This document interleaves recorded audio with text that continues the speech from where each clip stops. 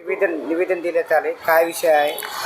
नांदेड जिल्ह्याचे जे स्थानिक प्राधिकरण मतदारसंघ विधान परिषदेच्या ज्या निवडणुका लागलेल्या आहेत त्या निवडणुकीमध्ये जे 452 मतदार आहेत त्यापैकी बरेच मतदार त्यांच्या घरी आम्ही प्रचाराला गेलो असता सापडत नाहीत, ते नगरपालिकेत भेटत नाहीत, ते महापालिकेत नाहीत, ते गायब कुठं झाले. कारण त्यांच्या घरच्यांनासुद्धा आम्ही विचारपूस केली, त्यांनासुद्धा माहीत नाही की नगरसेवक गेले कुठं.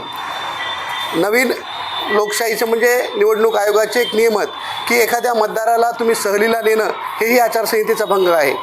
तर असं प्रस्थापित जे उमेदवार आहेत त्या मतदाराला म्हणजे त्यांना फूस लावून, त्यांना वेडं बनवून, त्यांना पैशाचा आमिष दाखवून हे गायब करत आहेत, सहलीला घेऊन जात आहेत. असे सर्व नगरसेवक गेले कुठं, की त्यांचा घातपात झाला की काय, नेमकं काय झालं त्यांच्याशी. म्हणून आम्ही आज ऑब्झर्वर मॅडम जे आपल्याकडे आहेत त्यांना आम्ही आज भेट घेतलेली आहे आणि त्यांना एक रीतसर निवेदन दिलं आहे की या मी उमेदवार असल्यामुळं हे मतदार मला भेटत नाहीत. हे नगरसेवक जे सन्मान्य सदस्य आमचे आहेत ते गेलेत कुठं. काही जण म्हणतात गोव्याला गेले, काही जण म्हणते गुवाहाटीला गेले, काही जण म्हणतात तिरुपतीला गेले, देवदर्शनाला गेले. अशा अनेक अफवा आहेत की अफवाच आहेत की कारण आम्हीसुद्धा आमच्या टीमनंसुद्धा त्यांना फोन केले, त्या काही जणांचे फोन उचलत नाहीत, काही जण नॉट रिचेबल आहेत.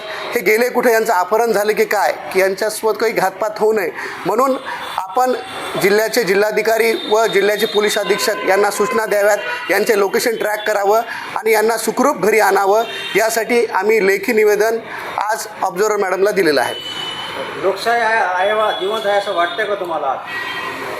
माझ्यापेक्षा जास्त आपण मीडियाचे प्रतिनिधी आहात. आपणालाच कळतं आहे की मीडियामध्ये विविध वर्तमानपत्रामध्ये बातम्या येतात की नगरसेवक सहलीला गेले, गायब झाले. अशाने लोकशाही जिवंत राहणार आहे का? ज्या लोकांनी यांना सगळ्यांना निवडून दिलं, नगरसेवक बनवलं, त्या लोकांचा कुठेतरी घात होत आहे असताना वाटतं. कारण या निवडणुकीमध्ये 3च उमेदवार आहेत, 2 उमेदवार तर नगरसेवकसुद्धा नाहीत. कारण हे इलेक्शन नगरसेवकातला आमदार जाऊन नगरसेवकाच्या समस्या सभागृहात जाऊन मांडायच्यात विधानसभेमध्ये, त्यासाठी नगरसेवक प्रतिनिधी आवश्यक आहे. मी या 3 उमेदवारांपैकी एकमेव असा उमेदवार आहे की स्वतः जो नगरसेवक आहे.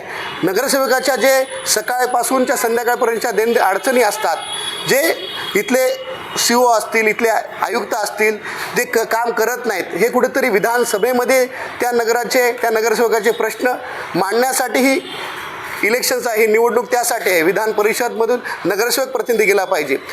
नगरसेवक प्रतिनिधी जर गेला तर त्याच्या समस्या ते जाणकार असतो, तो जाऊन विधान परिषदेत चांगल्या भूमिका मांडू शकतो. यापैकी हे दोन्ही उमेदवार जे आहेत ते नगरसेवक नाहीत, त्यांना काय समस्या नगरसेवकाला समजणार.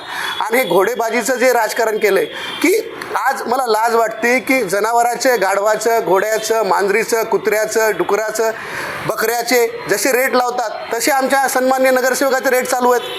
काही जणांना टोकन देत आहेत, लाख 2-2 लाखाचं टोकन देऊन आमच्या कानावर आलं की लाख गायब केलेले, त्यांचं अपहरण केले. हे पैशाचं आमिष दाखवून जर असे इलेक्शन्स होत असतील तर हे लोकशाहीला मारण्याचं काम हे करत आहेत.